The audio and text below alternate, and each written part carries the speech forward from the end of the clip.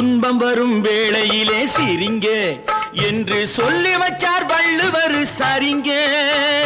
துன்பம் வரும் வேளையிலே சிரிங்க என்று சொல்லி வச்சார் வள்ளுவர் சரிங்க. பாம்பு வந்து கடிக்கையில் பாழு உடல் துடிக்கையில் யார் முகத்தில் பொங்கி வரும் சிரிப்பு. இது கீழ்புறத்தில் இனிப்பு மேல்புறத்தில் கசப்பு. பட்டினத்தார் கையில் உள்ள கரும்பு. இது பட்டினத்தார் கையில் உள்ள கரும்பு. நான் சிரிக்கிறேன் சிரிக்கிறேன் சிரிப்பு வல்லே. நான் அழுகிறேன் அழுகிறேன்